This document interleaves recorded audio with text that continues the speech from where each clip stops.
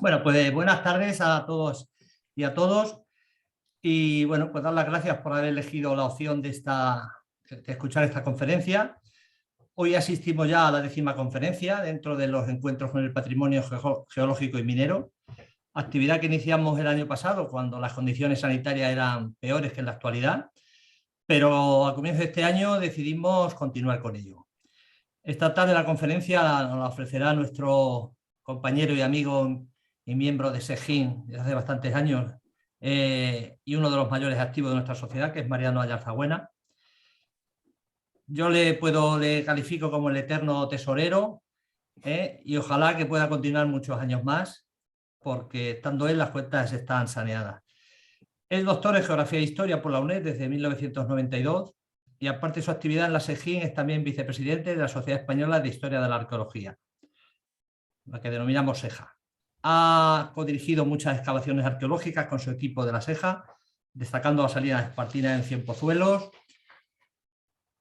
el Cerro de los Almadenes en Otero de Herrero, en Segovia, y más actualmente las salinas de Arco de las Salinas en la provincia de Teruel, habiendo conseguido que las dos primeras se han declarado BIC como zona arqueológica tras sus investigaciones. Autor de más de 200 publicaciones relacionadas con la historia de la arqueología y arqueología minera en concreto, ha participado en más de una decena de congresos, varios de ellos de la SEJA y otros de la SEGIN, como miembro importante del comité organizador y del comité científico.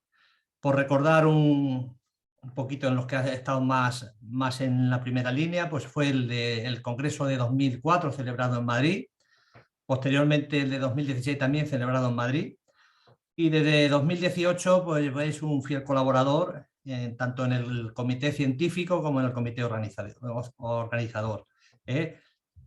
Lo fue en el Congreso de Molina de Aragón de 2018, en el de Ponferrada en 2019, en el de Cienpozuelo en 2021. Y bueno, pues estamos ahora de la mano organizando el próximo congreso en Cueva de la Almanzora. Cuestión esta que agradezco enormemente, ya que no solo está en la organización, sino que participa activamente en el comité científico y sobre todo en la edición de las actas de los congresos. También participa como editor adjunto en las ediciones de nuestra revista de R Metálica, y otro aspecto importante de su labor de investigación y posterior divulgación han sido los diferentes congresos en los que ha actuado de organizador principal dedicados a la historia de la sal, a la explotación de la historia de la sal. Ya hubo un primer congreso que se realizó en Cienpozuelos en 2005, un segundo congreso también en Cienpozuelos en 2018 y el último que se realizó, que fue el tercero, en Peralta de la Sal en 2019. Hoy nos va a hablar del Cerro de los Almadenes, un nuevo BIC para la conservación y difusión del patrimonio minero metalúrgico de la antigüedad. Además de todo, este extenso currículo, yo puedo decir que es un buen amigo y mejor persona. Una vez que comience la conferencia, tendremos un tiempo al final para formular las preguntas, bien levantando la mano, o si está ahí poca gente, pues bueno, pues abrimos los micros y podemos hablar tranquilamente. Así que por favor, ahora cuando él comience, pues apagamos los micros, ya que la conferencia será grabada y que no salga ningún ruido que no sea esperado. Así que adelante, Mariano. Muy bien, muchas gracias, Antonio, por tus palabras. Bueno, pues el yacimiento del Cerro de los Almadenes, pues recientemente ha sido designado como BIC. En el Boletín Oficial del Estado apareció el 17 de enero una resolución del 23 de diciembre por la que se incoaba el procedimiento para la declaración del Cerro de los Almadenes como zona arqueológica. Este ya es el segundo de los yacimientos del grupo que estamos investigando aquí en el grupo de la SEA que está trabajando, pues en el que aparece que conseguimos que sea declarado BIC. El anterior fue el de Salinas Espartinas, en Cienpozuelos. Bueno, antes de nada decir que buena parte de las diapositivas que voy a poner pues no son exactamente mías. Unas son mías, otras son de Santiago Valiente, que como codirector de la excavación que es, otro también Pilar San Clemente como codirectora de la excavación aquí en Otero de Herreros, otros son de Gonzalo Lozano y de Fernando López Ciudad también. Bueno, pues como decía, esto se acaba de declarar BIC, se ha incoado el expediente para la declaración de BIC y ya tiene la máxima protección el yacimiento a fecha de hoy. Es muy interesante el ver qué es lo que dice, esto es un texto extraído del BOE, en el que dice: el Cerro de los Almadenes constituye una amplia zona de explotaciones mineras de cobre que permite explicar sin descontinuidades la explotación del cobre desde la prehistoria reciente hasta la Edad Media. La conservación de restos de todos y cada uno de los procesos mineros y metalúrgicos que se han llevado a cabo en este sitio convierten al yacimiento en un unicum en el conjunto de la arqueología española. Y es que, efectivamente, el yacimiento del Cerro de los Almadenes tiene muchísimas cosas, se han descubierto muchas cosas y quedan muchísimas más por descubrir, Pero tiene por ejemplo, no me cabe duda que algún día aparecerán desde mosaicos, se sacarán las casas tal como eran de los trabajadores, cantidad de cosas. Sin embargo, hay una cosa que tiene pero eso ya lo hay en otros sitios. Una cosa que no hay en otros sitios de España, porque no lo hay, es sencillamente el hecho de que en el Cerro de los Almadenes se puede seguir toda una explotación de cobre de época romana. ¿Y cómo es posible esto? Si en otros lugares, como por ejemplo, pues puede pasar en Sierra Morena o puede pasar en Huelva, pues la explotación sin duda fue muy superior a la que ha sido en el Cerro de los Almadenes. Bueno, pues la razón es muy sencilla, porque tanto en unos sitios como en otros, durante el siglo XIX y XX, pues ha habido una explotación del cobre tremenda, tan es así que se ha alterado tantísimo la explotación romana o tardoantigua, que muchas veces no quedan ya casi ni restos de esa explotación. Sin embargo, aquí tenemos una ventaja muy grande, y es que una vez que termina la explotación en la antigüedad, prácticamente ya no se vuelve a tocar, algo a finales del 19, principios del 20, un poco, pero ya prácticamente no se vuelve a tocar hasta hasta que hemos empezado nosotros a excavar. Eso, por ejemplo, a mí lo que me tiene pues muy motivado de que algún día se pueda hacer, ¿no? Es entrar en una de las minas. ¿Y por qué? Pues porque ahí tiene que haber necesariamente restos. Quedan bastantes minas, conocemos bastantes minas, bastantes galerías mineras que existen, aunque no hemos entrado en ellas, pero sabemos que existen en el Cerro de los Almadenes y alrededores, y sabemos que son romanas. Y por eso el día que se pueda entrar, algunas están bajo el nivel de los ríos, pues seguro que tiene que tener, por ejemplo, aparatos o sistemas para la extracción del agua que estaba debajo pues el acuífero inundaba las galerías, ¿no? Entonces, tiene que ser desde luego muy interesante. Bueno, vamos a ceñirnos a lo que sí que hay. Bueno, decir que acaba de aparecer este libro, que lo acabamos de editar, pues creo que salió, yo de todas formas todavía no he llegado a abrirlo, todavía no está en mis manos, me han mandado una foto ayer. Esta es la portada del libro, que ha salido pues eso hará una semana, publicado por la Diputación de Segovia. Bueno, decir cómo ha sido posible esto, cómo empezó un poco esto. Bueno, pues en el año 2009, gracias a Octavio Puche, que también de la SEGIN, que me comenta la existencia del yacimiento y que podía ser de interés, pues visito el yacimiento, lo vemos, ¿no? Porque era el grupo de la SEJA, va a verlo, y entonces Santiago Valiente y yo solicitamos un permiso de prospección del yacimiento, permiso que se nos concede en el 2009, y en el 2010 ya entramos a excavar. Entramos a excavar pues ya formando un grupo de 4 codirectores, Pilar, Jesús, Santiago y yo mismo, ¿no? Entonces, de ahí empezamos en el 2010 y las excavaciones se han mantenido todos los años, inclusive los años de la pandemia se ha mantenido y se ha estado excavando en ellos. Claro, eso ha permitido pues conocer lo que, lógicamente, si tú estás excavando en un yacimiento en el que crees y existen cosas como hay que existen, pues ciertamente pues los resultados pues son espectaculares, ¿no? Pero, lógicamente, no ha sido solo gracias a la Sociedad Española de Historia de la Arqueología, también han sido gracias a la Junta de Castilla y León, que ha financiado parte y sobre todo nos ha dado los permisos y aval técnico necesario, el Ayuntamiento de Otero de Herreros, que se ha implicado a tope en la iniciativa, y la Asociación de Vecinos de Otero de Herreros, que es la que nos ha buscado las financiaciones necesarias en el ayuntamiento, en la junta, la que se ha movido para hacer, y en otras muchas sociedades, empresas, para conseguir que las excavaciones fueran viables. Es decir, si no hubiera sido por estos cuatro vectores que han estado participando, pues no habría sido posible la excavación y no habría podido llegar a terminar lo que ha sido la excavación como se ha llevado a cabo. Estas son empresas y otras instituciones que han participado, algunas un año, otros años. Entonces, por supuesto, nosotros solos no habríamos sido posible, pues también ha sido voluntarios. Aquí vemos varios voluntarios de varios años, por eso se nota en los diferentes colores de las camisetas, unos años verde, otros azul, otros azul clarito, otros marrón. Cada año íbamos cambiando de camiseta. Esto es cuando entregamos la dama habíamos encontrado, la entregamos en el Museo de Segovia, el director del museo, el delegado territorial, Pilar, el alcalde de Otero de Herreros, Fernando de Pablos, el presidente de la Asociación de Otero de Herreros, ¿no? y los demás distintos miembros. Aquí quiero señalar, aquí estaba Jesús Salas, aquí quiero señalar a Juan, que va a ser uno de los próximos directores en el yacimiento, ¿no? Este es Fernando López. Bueno, ¿dónde está el Cerro de los Almadenes?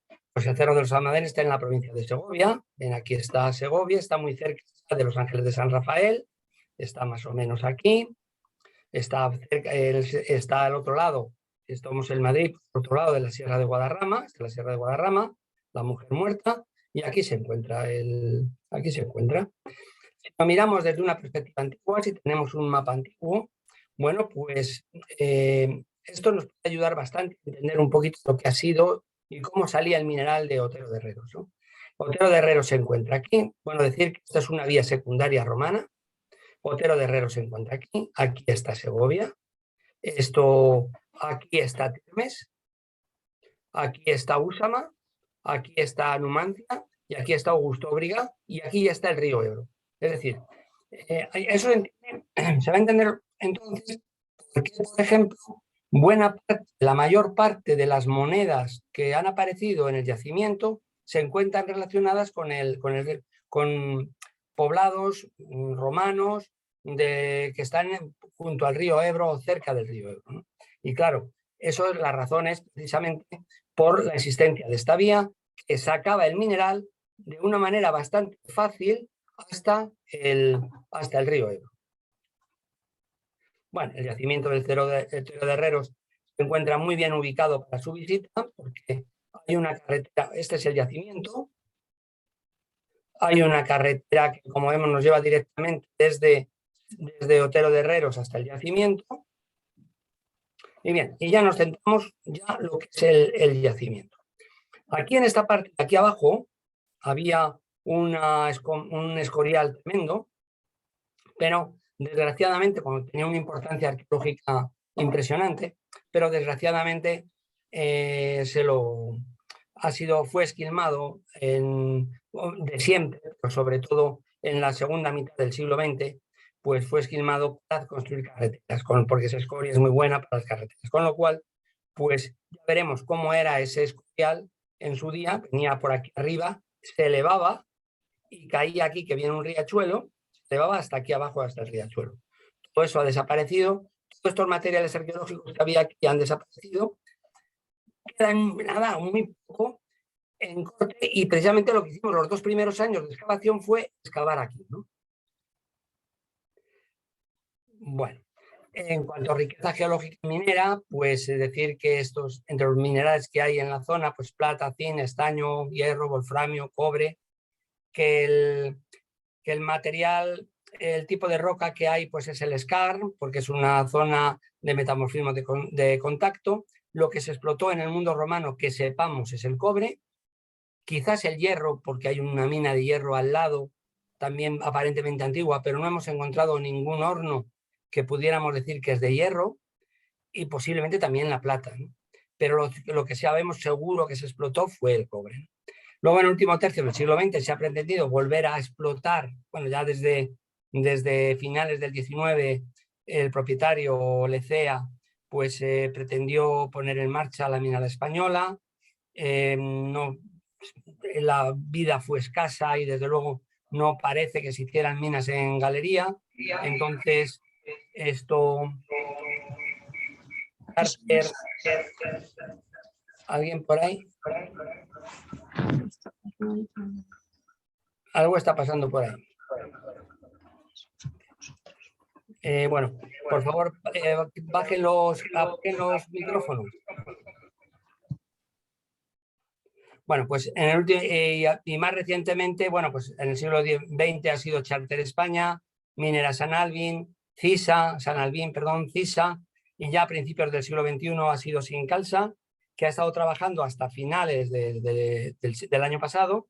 Creo que ahora está en proceso de disolución o así. Y bueno, pues esos derechos ha sido la que ha hecho la investigación de las posibles futuras labores mineras y bueno, pues están esperando a una empresa que lo lleve adelante.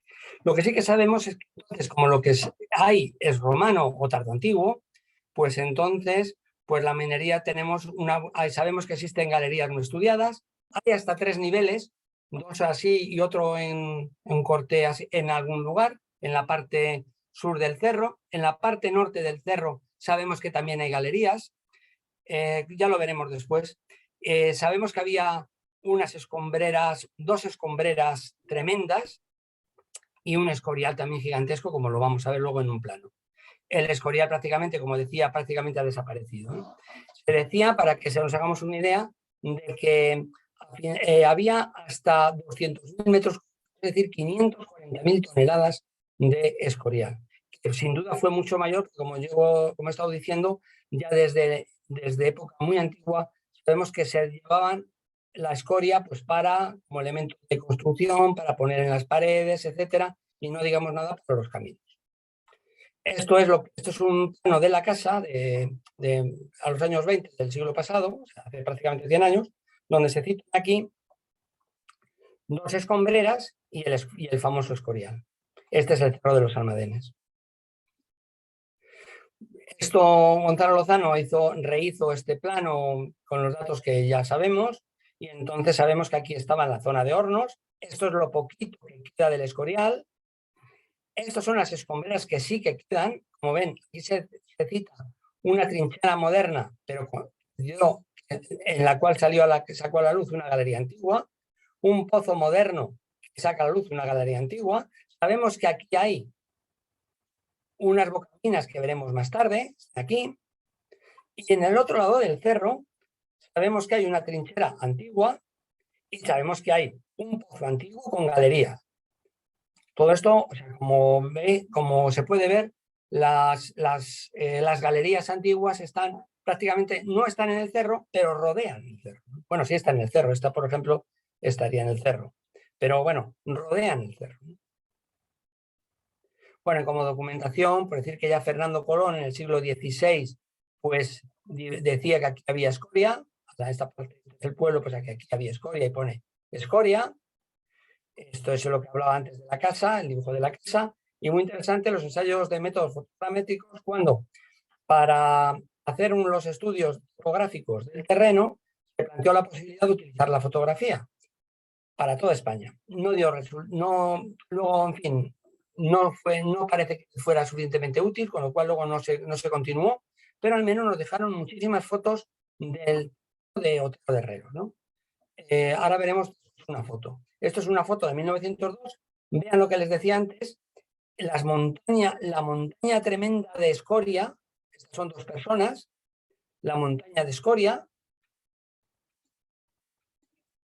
Esto es lo de los métodos fotométricos, ¿no? Para hacer la topografía. Aquí se ve la montaña de escoria. Tremenda, ¿no? Llegaba hasta el río, un riachuelo que hay en Otero, un riachuelo que hay ahí. Pero el descubrimiento, bueno, aunque lo citan varios, por ejemplo, sobre todo Lecea en el siglo XIX, ya habla de que hay barros auntinos, que era la terra sigillata, o por ejemplo Daniel de Cortázar también plantea a finales del siglo pasado, perdón, del siglo XIX, la importancia de minera, dice que el único sitio donde había explotación minera antigua, que no es verdad, ¿no? Pero dice que el único sitio donde había explotación minera antigua en la provincia de Segovia era aquí en Otero de Herreros. Lo que sí que nos viene a decir es la importancia que tiene el yacimiento, ¿no? Bueno, pues lo cito a finales de los años 70 del siglo pasado, Clodomergue ya habla y ya da una primera aproximación, porque haces una prospección y dice que desde finales del siglo I antes de Cristo hasta el 40 después de Cristo, él encuentra ya ahí unas cerámicas.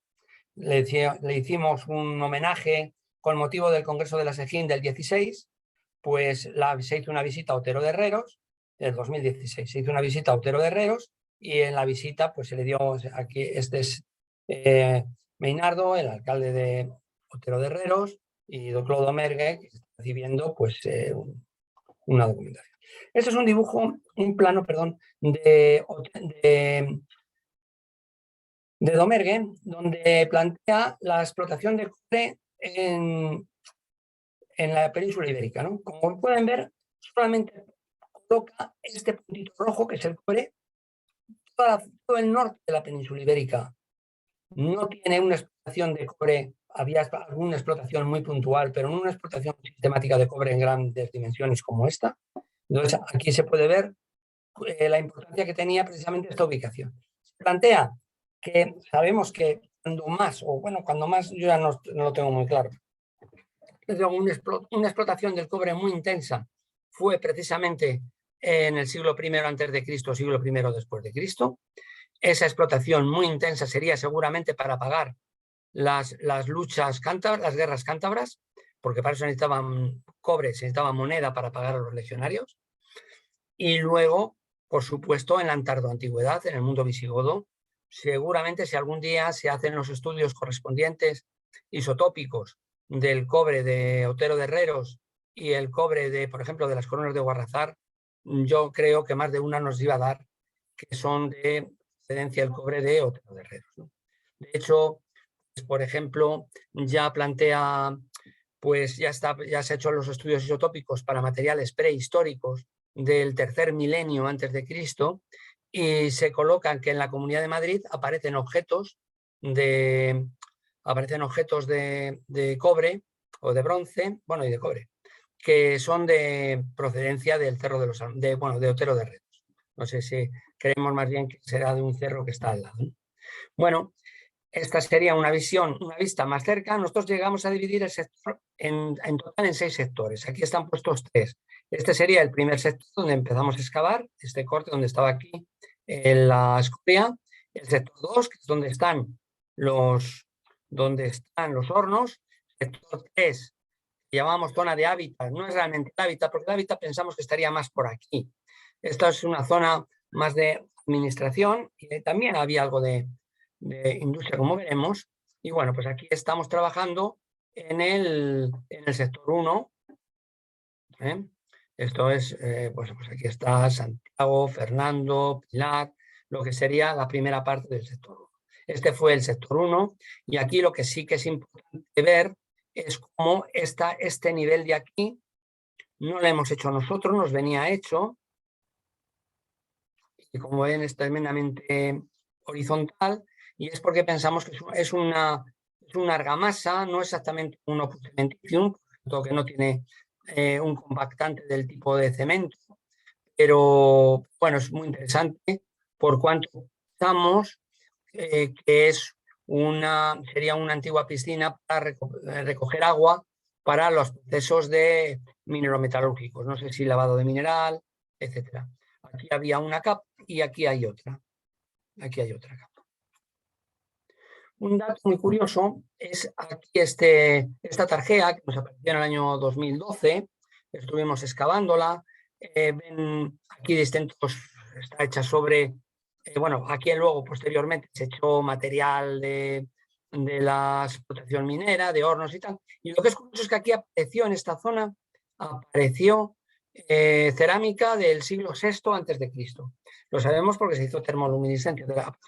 del aspecto que tenía, es que le hicimos termoluminiscencia y efectivamente nos dio siglo VI antes de Cristo. Es decir, ya sabemos que desde el siglo VI antes de Cristo, como poco, aquí se estaba ya trabajando. Bueno, en la zona de hornos, ya propiamente dicha que hemos estudiado, bueno, decir que hasta hace 4 días no se conocía ninguna batería de hornos de cobre de época antigua en la península ibérica. Aquí ya conocemos esta primera, esta segunda. Sabemos que se hizo un estudio geofísico, aquí hay una tercera. Y yo realmente pienso, esto en la tarde, porque estos son de época tardoantigua. En época tardoantigua, esto ocupaba buena parte de lo que es el cerro. En esta otra, aquí aparecieron unos restos de hornos romanos. Y claro, lo que pasa, aquí seguramente habría, aquí no hay hornos. Y lo que sí que pensamos es que buena parte de esto habría hornos romanos en época visigoda directamente, porque aquí lo que se hace es que se va a buscar directamente el suelo. Bueno, estas son las bocaminas que decía antes. Estas son bocaminas de cobre, de minas de cobre, ¿no? Bueno, Plinio el Viejo hablaba que había que tunditur, lavatur, urbitur, molitur, infarina, que viene a decir triturar, lavar, quemar, moler en harina, o sea, desechar. El área de machacado de mineral estaba aquí. Aquí se ven unos canales, se ve el mal, pero ahora lo vamos a ver mejor, para el lavado del mineral, que se machacaba y se lavaba directamente, justo pegados a la mina. Aquí mismo hay una afloración de calcedonia, con lo cual no tenían que ir a buscar el material para el machaqueo del mineral muy lejos. ¿Ven? Aquí se ven, este es donde yo decía la calcedonia está aquí, estos son los canales de agua, aquí está el riachuelo y aquí están las minas. No se ven, pero está aquí y aquí estarían las minas, ¿no? Las bocaminas. Esto es lo mismo, aquí están los canales, este es el Cerro de los Almadenes, esta es la parte de lo que yo hablaba del sector 1, este es el cerro, aquí están unas de las minas, la otra mina está justo aquí detrás, y estos serían las zonas de lavado, ¿ven? Como se nota perfectamente la acción antrópica. Bueno, en el año 2012 se hizo un estudio geofísico del terreno. No es que diera mucho, porque la verdad es que luego el estudio que se ha hecho posteriormente nos ha dado mucho más, pero ya sí que se veían aquí una serie de... Se distinguía perfectamente la zona de abajo, que la misma empresa que lo hizo nos hablaba de una área de actividad y un área de ocupación aquí arriba. Y eso que se dijo en aquella época, 2012, sigue siendo útil en estos momentos. Es decir, efectivamente hay esta especie de calles, pues sabemos que las hay, primero, pues por lo poco que se ha excavado aquí arriba. Y segundo, pues porque se ha vuelto a hacer un estudio geofísico ya en una área mucho más concreta, pero mucho más exhaustivo, y nos ha dado ya unas estructuras mucho más importantes. En cuanto a hornos, nos encontramos ya hornos de tostación, la primera parte que había que hacer. Y aquí, esto es la primera batería de hornos. ¿Ven? Los hemos denominado de izquierda, derecha a izquierda, horno 1, 2, 3, 4, 5, este 5 está sin excavar, y están en una estructura romana, aprovecharon una estructura romana para poner ellos sus hornos. Es curioso, porque como se dice el agua, aquí hay un canal esto es un canal de agua, esto no es un muro, es un canalillo de agua, que va aquí, que esto es una pila. Esto es una pila de agua, y entonces pues estaba aquí la pila y aquí están los hornos, ¿no?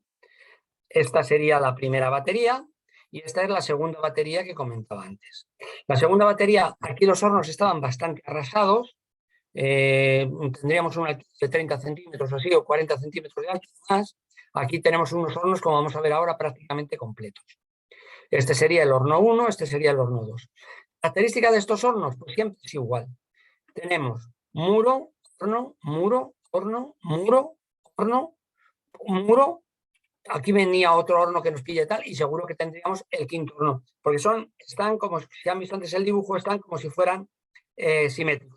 Y este muro actuaría de eje de simetría. Bueno, aquí no solamente hay, antes, no solamente tenemos aquí habría un horno de tostación, tendríamos, aquí se machacaría el mineral aquí arriba, aquí estaría el lavadero. Esto era un depósito de limos. Estaba todos los limos, precioso, impresionante. Aquí estaría el horno de tostación, aquí se tostaría el mineral y aquí es donde se fundiría el mineral. Es decir, en unos cuantos metros, pues de aquí a aquí hay 4 metros, 4, 8, 12 metros. En 12 metros tenemos prácticamente la mayor parte de todo el proceso metalúrgico. Es decir, insisto, no se conoce nada igual en España.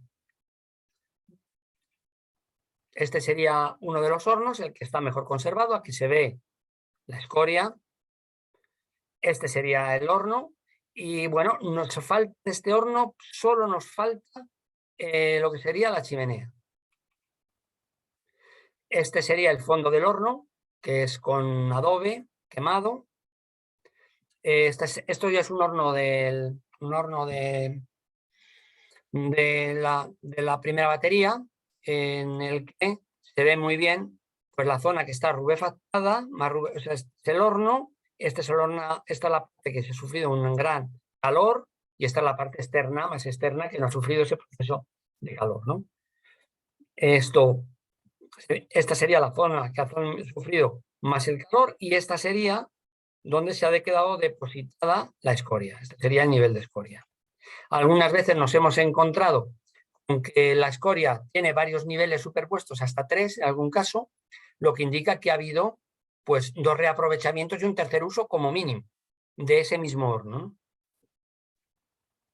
Este sería lo que sería el esquema del horno. Todos estos dibujos los ha hecho Gonzalo Lozano.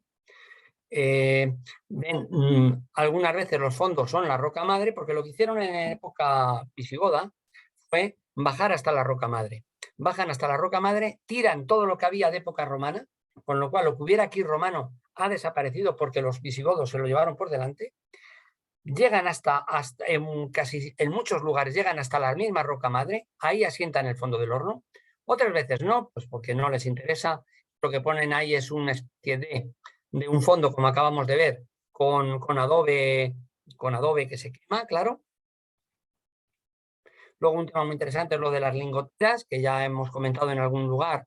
Pensamos que las lingoteras no eran tales, puesto que no servían creemos que no servían para recibir el cobre en primera. Bueno, sí que servían. Vamos a ver, pensamos más que lingoteras son fondos de horno o fondos de hornos que hacen de lingotera, porque todos aparecen igual. Todas las lingoteras nos aparecen siempre vueltas. Esta misma lingotera es esta, después de haber sufrido un proceso de haberle dado un proceso de consolidación, le vuelve y tienen como una especie de chupones que lo que sirven es para quitar o sea, que se ve que se les ha volcado sobre otro, sería propiamente la lingotera, se ha volcado sobre otro sitio y es otra cerámica seguramente. Se vuelca o caliza, se vuelca sobre ello y sobre ello es ya donde harían la función que fuera, que de eso no hemos encontrado nada. Esta sería la lingotera publicada por Domergue en 1990 y que dio lugar a toda una tipología de cerámica. No hemos encontrado toberas. Hay cosas que efectivamente han servido de tobera, pero muy esporádicamente. Esta pieza se ve mal, pero esto está rebajado aquí para la tobera, está junto a un horno. Aquí hay otro también pegado junto a otro y con restos de mineral junto a otro horno. No hemos encontrado muchas toberas. Esto es más o menos lo que hemos estado comentando. Aquí estaría el lavadero, depósito de limos. Este es un horno que nos apareció, pero creo que es mucho más antiguo que todo esto. Creo que es de la edad del hierro, el horno que tenemos aquí. Esto sería estos 4 hornos, que aquí otro. Este es un horno que va por libre. También es un horno muy antiguo, porque este horno no podría funcionar con este muro aquí enfrente. Y si estos muros son romanos, pues entonces también pasaría lo mismo que he dicho antes, en principio. Es una reconstrucción de cómo sería la utilidad de estos muros que hemos visto antes. Los muros sería pues para sostener unos tejados. Un detalle muy curioso es que en el lavadero aparecen algunos elementos, nada, fíjense, esto es 1 milímetro, pues nada, mucho menos de 1 milímetro, aparecen fragmentos escoriáceos, es decir, escoria diminuta, muy oxidada. Nos viene a decir que este no es el primer lavado que se hace a este mineral, sino que esto es un lavado que se hace después de una tostación. Este sería aquí el horno de tostación. Bueno, esto sería el depósito de limos que venía por aquí así, el depósito de limos, ven cómo se ve aquí los adobes que conformaban. Esto es un proceso de arrasamiento posterior con escoria, pero eso ya es cuando se trata de igualar el cerro, seguramente para labores agrícolas.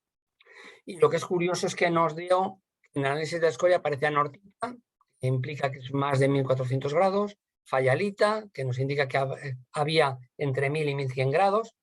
Las escorias las vemos muy vidriadas, por lo tanto estuvieron a más de 1200 grados, es decir, que eran capaces de conseguir unas altísimas temperaturas en unos hornos tan pequeños. Eso creo que es una de las cosas más interesantes y técnicamente pues es de gran interés, ¿no? Son procesos de producción de minerales Cozzini y en cualquier caso lo que queríamos decir aquí es que lo que sucede es que en estos hornos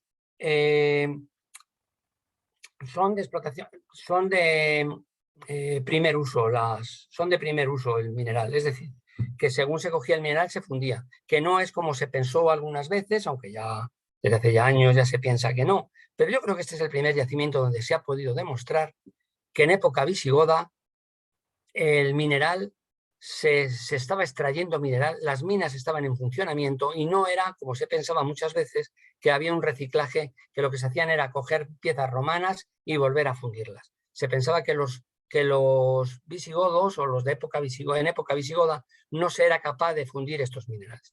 No es así, como lo estamos viendo, las minas estaban en funcionamiento. Bueno, y ahora vamos a ver un área de hábitat. Esto es el estudio más pilar. Este es el estudio que se nos ha hecho. Aquí un tema muy importante en esta zona que hemos estado viendo este año es que aquí tendríamos el cardo, aquí tendríamos el decumano, es decir, esto es un estudio de georradar que se hizo hace 2 o 3 años que nos ha dado y nos ha puesto pues, prácticamente las cosas tal como nosotros para que entremos, por ejemplo, este espacio de 3 salas pues es muy interesante, muy interesante. Y aquí estaría el cardo, aquí estaría el decumano, es decir, estamos en la parte más importante del cerro porque estamos en el foro, en la parte del foro en época romana, ¿no? Aquí encontramos una cela binaria, restos de una cela binaria, esto sería el contrapeso de una cela binaria. Vamos a encontrar 2 contrapesos de la cela binaria, a partir de ahí se puede reconstruir la cela binaria. Hay otra parte en el yacimiento que es, también se la llevaron por delante. Justo hemos visto la norte, era donde se habían llevado por delante las escorias. Bueno, pues aquí por la parte sur lo que hicieron fue, utilizó como cantera y dejaron visto pues, buena parte de muros romanos con su estructura. Por cierto, aquí el cardo que hemos visto antes vendría por aquí. Por aquí vendría el cardo. Lo que es muy interesante, es algo que ya se sabía, pero lo que es muy interesante es que los romanos para asentar sus estructuras, sus casas, sus viviendas, sus almacenes, lo que hacen en muchos casos es que vienen a buscar la base, se asientan directamente en la roca madre, se llevan por delante todo lo demás, luego recubren con eso. Esto es escoria, o sea, de las escombreras, perdón, escombro. Esto es de las escombreras de la mina que había al lado, la echan aquí, y entonces esto es escombro, lo están echando aquí, y aquí se ve ya pues un suelo, bueno, esto es una especie de hogar que se quedó a la vista con el trabajo. Aquí es que estuvimos trabajando en esta zona porque apareció una base ornamental con mármol traído desde la Numidia, o sea, de gran lujo. Se ven también suelos, fíjense los suelos que iban a dar, estos suelos son los que iban a dar a la cela binaria. Y bueno, luego ya tendríamos lo de la ladera oeste. En la ladera oeste pues aparecen una serie de estructuras muy potentes, con unos muros muy gruesos, tremendamente gruesos. En esta parte es donde apareció la Dama del Cerro. La Dama del Cerro, estuvimos nosotros comiendo aquí muchas veces encima, de donde apareció luego la dama, pero nada, la dama estaba a 1 metro de profundidad. Estábamos tan tranquilos aquí, cuando estábamos de excavación, aquí apareció la dama en esta escalinata. Este año de 2021 hemos estado excavando en esta zona. Aquí venía una vía de agua, por esta zona así. Esto es el muro. Aquí viene una escalinata. Y aquí cuando subía, aquí parecía que había otra escalinata, pero no, no es una escalinata. Me parece que se ve aquí. Sí, bueno, se ve mal, pero se ve algo, ¿no? Esto es como una especie de altar. Y aquí es donde estaba la dama.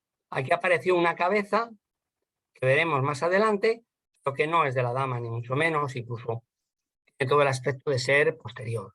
No está muy clara la fecha de la dama. Algunos lo fechan siglo I antes de Cristo, siglo I después de Cristo. Podría ser incluso hasta algo más antigua. En cualquier caso, las dataciones de las piezas que hay, bueno, de estucos de carbono 14 que se han hecho aquí, siempre nos dan lo mismo, finales del siglo I antes de Cristo, pero lo cierto es que aquí, sin embargo, ya en algún lado nos han estado dando pues dataciones de siglo II antes de Cristo. Entonces, pues bueno, habrá que ver si se continúan las excavaciones, como creo este año por esta zona, pues aclarar, porque yo creo que probablemente aquí pueda haber un santuario.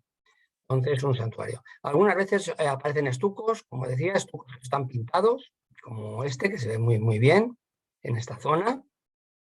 Bueno, y esto es, aquí ha aparecido lo que parece ser que apareció este año pasado, lo que parece ser que es un depósito de agua o algo así, porque vierte agua para acá, vierte agua para el otro lado, para donde decía yo que podía estar el santuario. Ya veremos a ver lo que es, ya veremos a ver lo que es.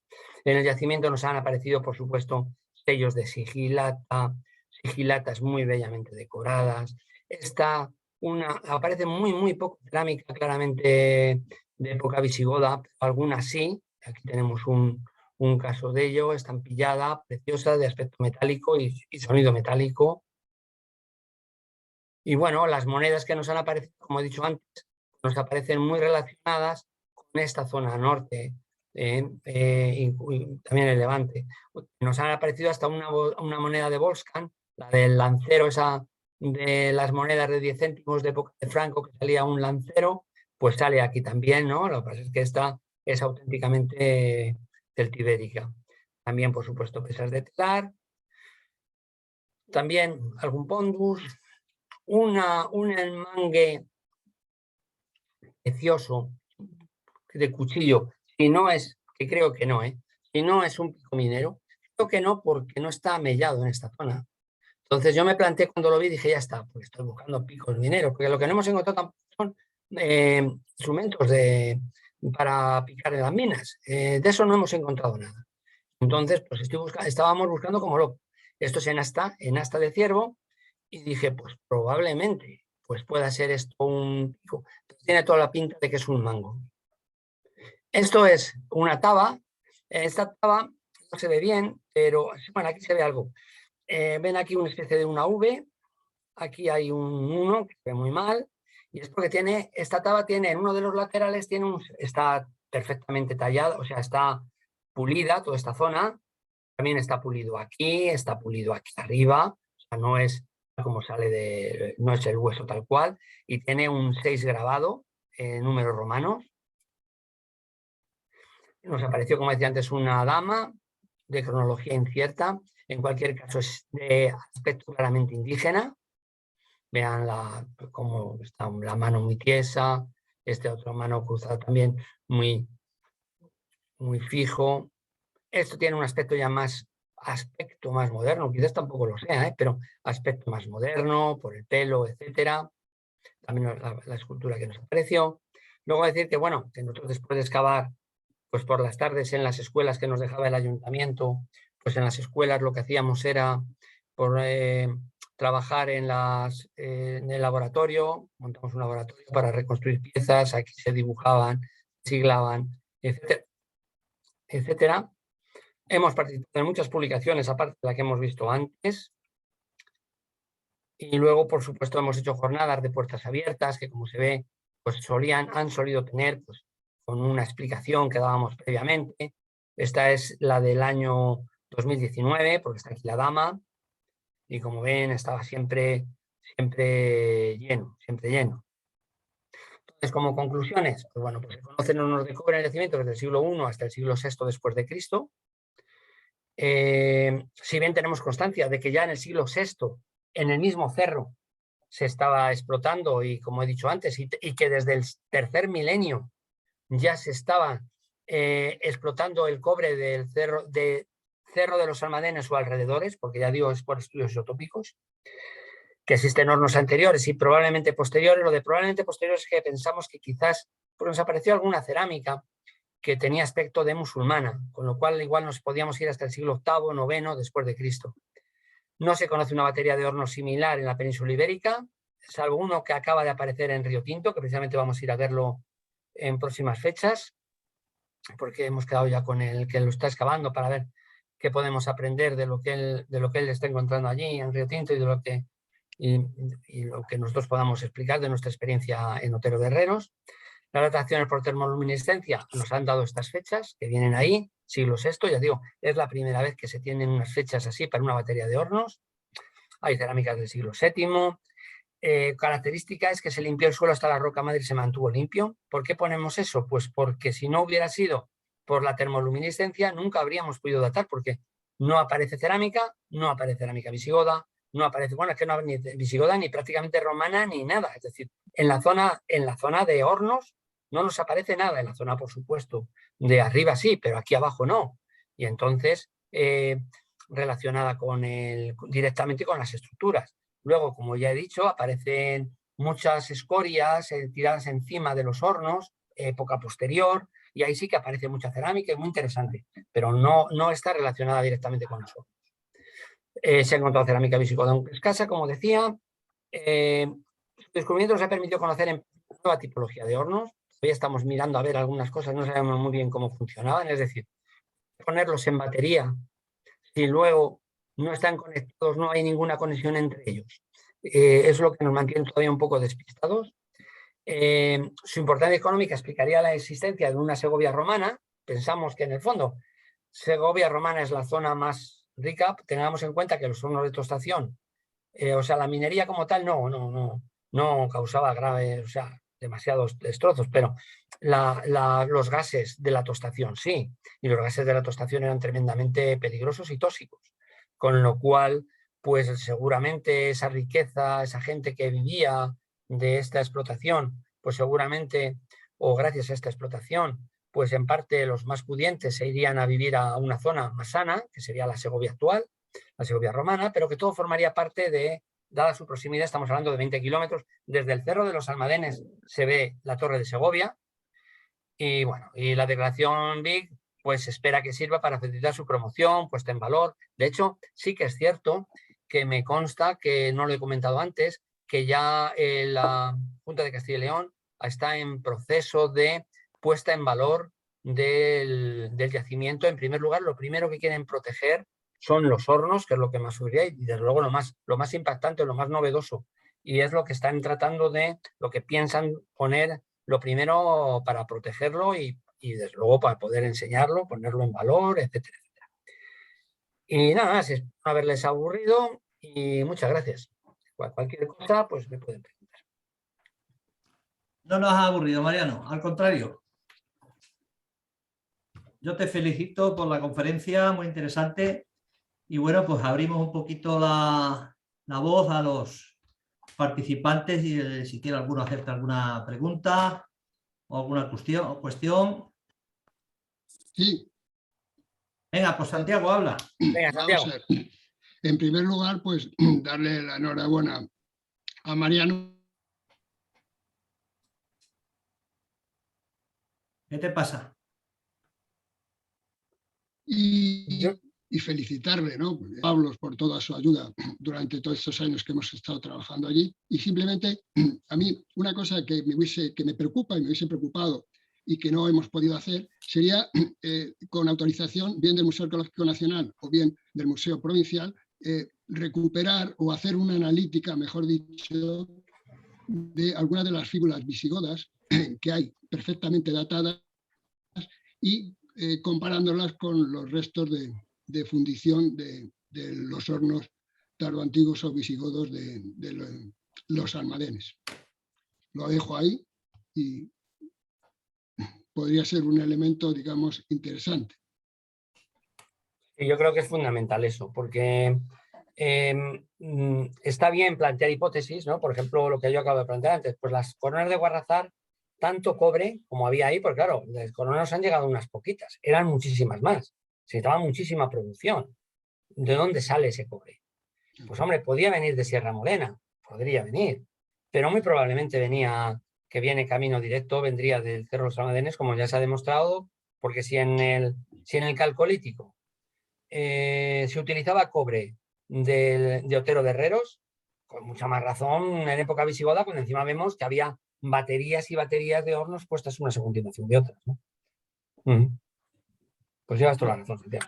Mariano, una preguntita que formula Isabel Rábano. ¿Se ha podido conocer algo más sobre la dama? Pues sí, poco, pero sí. No sabemos datación, sabemos que estaba pintada, nos mandó esto la conservadora del Museo de Segovia, que está haciendo un trabajo magnífico, tanto con la dama como con la cabeza. Pues nos ha mandado cómo se han encontrado restos de pintura, sabemos que estaba pintada. Es normal que estuviera pintada, pero vamos, sabemos que estaba pintada, sabemos ya algunos colores que tenía, color negro, color rojo. De momento, pero no sé, no puedo decir. Pero ahora hay que estudiar el tipo de piedra, si la piedra era local o no, muy importante ese dato. Son cosas que quedan para más adelante, para ver si se investigan. Bueno, otra cuestión que formula Luis Mansilla. ¿En la puesta en valor está previsto algún centro de interpretación? Pues creo que sí. Creo que sí. Porque estaban planteándose la existencia de unas estructuras. Primero, o sea, digo, lo primero, proteger esos hornos, porque como los hemos excavado, ya digo, no todos, algunos los hemos dejado para el futuro, ¿no? Pero con estos que hemos excavado, se nos van a ir, como no se protejan, se nos van a ir como azucarillo. Se nos va a disolver como azucarillo con estas lluvias, ¿no? Entonces, lo que hay que hacer lo primero es proteger. Se están planteando unas estructuras que permitan no solamente proteger, sino también visitar. Y, por supuesto, me consta que en el pueblo se están planteando, y yo creo que por parte de la Junta también, se están planteando la existencia de un centro de interpretación, claro que sí. ¿Hay alguna cuestión más por ahí? No veo a nadie que... Pues yo quería añadir sobre lo que han comentado de la pintura, que también os comentó Cristina, que estaba aplicada directamente en la piedra sin preparación. Y luego he visto que están haciendo algunas, aquí por el texto, ¿no? Alguna pregunta, creo que Fernando Pedrazuela y alguien más, que pues, si quiere contestar, Mariano. Pues no, es que yo no lo veo, si me lo decís. Bueno, pues creo que Fernando Pedrazuela ha comentado que si se van a prospectar las bocaminas, ha preguntado acerca de las bocaminas. Pues, hombre, vamos a ver, es una cosa que hay que hacer, eso está claro que hay que hacer. El problema que está es que, pues bueno, Santiago y yo, por temas de edad, sobre todo, hay que decirlo, pues ya estamos de retirada, está entrando gente joven. Aparte de Pilar, que lleva desde el principio y sigue, esto seguirá con 2 chicos más, con Juan, que hemos visto ahí, con Carlos Maroto también, Juan Álvarez y Carlos Maroto. Ya ellos tendrán que ver los intereses que tengan en el yacimiento. Yo creo que es que si, como os parece, que parece lógico, se va a dar, desde mi punto de vista es lógico, la Junta de Castilla y León ha pensado que lo más importante, porque lo que es el único en este yacimiento es precisamente la minerometalurgia, pues hombre, la minería, teniendo en cuenta además que tenemos las minas, que creemos nosotros, bueno, ahí están las galerías, ahora habrá que ver si se puede entrar o no, pero pues pensamos que algún año, más pronto que tarde, habrá que entrar ahí, porque los descubrimientos pueden ser espectaculares, es decir, tornillos de Arquímedes, las ruedas como las de Río Tinto, bomba de Sirio, etcétera, para poder sacar ese agua, pues hombre, eso es fundamental. Ahora, eso ya habrá que ver los que os quedáis ahí, pues si tenéis iniciativa por ello o pensáis dirigirlo hacia otros lugares, claro.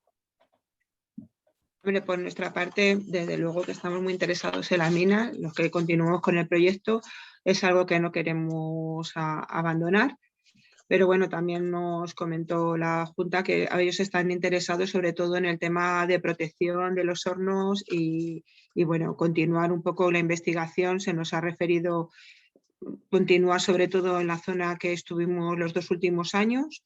Hay bastante interés en ese lugar, comprobar si se trata de la ubicación primaria, ¿no?, donde estaban las esculturas y ver de qué se trata, si un templo, un ninfeo, bueno, pues lo que he comentado, ¿no? La primera ubicación, ¿no?, antes de que fueran tiradas donde las localizamos, ¿no? Entonces, bueno, pues de momento están así las cosas, ¿no?, que por nuestra parte sí, y bueno, pues iremos viendo los acontecimientos, la próxima campaña qué tal se desenvuelve y para la siguiente y bueno, pues no lo queremos dejar de lado. Una cuestión que plantea Luis para Mariano y Pilar, que se ofrece porque ellos trabajan en temas de la composición mineralógica de los materiales y también la geoquímica, por si necesitáis algo. Le tenéis a vuestra disposición. Joder. Pues se agradece, Luis. No, sí, nos vendría muy bien. Se tomará en cuenta, se toma muy en cuenta eso, se toma muy en cuenta. Sí, por ejemplo, para la composición de la piedra de la dama estaría muy bien, ¿no?, conocer el origen de las esculturas, ¿no? Mira, nosotros, ¿me oís? Sí, Sí, Sí, Luis, sí. sí. Bueno, nosotros ahora mismo hemos terminado un proyecto que hemos estado durante el año pasado con el Consejo Superior de Investigaciones Científicas, con el Instituto de Arqueología de Mérida, me imagino que lo conoceréis, a este arqueólogo que se llama Sebastián Celestino, y hemos estado, él trabaja con el mundo tartésico y hemos estado localizándole, me parece que han sido 57 o 60 estelas de guerrero en la provincia de Badajoz, Cáceres, Ciudad Real, también algunas en Córdoba y otra en Sevilla. Y una de las cosas que hemos hecho primero ha sido estudiar su composición mineralógica, luego intentar ver la procedencia de ese material, teniendo en cuenta el punto de localización donde encontraron la estela y que tenían ellos como referencia. Y luego, bueno, pues otra de las cosas que nos ha parecido, que andamos ahí ahora para una segunda fase, y es que en 3 de ellas hemos encontrado que habían estado pintadas, ¿no? Porque hemos encontrado restos de materiales que se utilizan en la pintura. Entonces estamos con esa historia porque puede ser un pequeño bombazo, entre comillas, el hecho de que aparezca eso. Entonces, también hemos trabajado recientemente, bueno, este verano pasado, finales de verano, en Lanzarote, no es un tema de estelas, pero sí de localización de materiales. En este caso eran unas areniscas y materiales volcánicos en antiguos, no son pozos como tal, son más bien como aljibes, grandes aljibes de captación de agua en la isla de Lanzarote.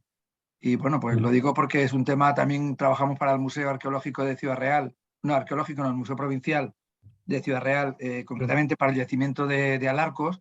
Le estuvimos caracterizando también distintos materiales para ver un poco su procedencia, ¿no? Eran mármoles, muchos de ellos, basaltos, o sea que ya llevamos años trabajando un poco en esta línea y bueno, si en un momento determinado necesitáis algo, pues es cuestión de hablarlo y colaborar.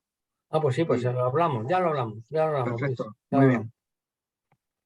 ¿Alguien más por ahí? Parece que no. Bueno, pues despedimos a Mariano, le felicitamos y le damos las gracias. Y bueno, pues seguimos en la misma tónica y la próxima conferencia será el próximo jueves, día 21 de abril. Y en este caso será otro miembro también de la sociedad, será nuestro compañero Luis Mansilla, que es el que nos habló hace un momentito, el que nos hablará sobre el 10º aniversario de la declaración de Patrimonio de la Humanidad de Almadén, ya que este año se cumple la efemérides el día 30 de mayo. Así que os esperamos a todos y a pasar buenos días. Venga, adiós. Un abrazo y enhorabuena, Mariano, el poco rato que he podido estar.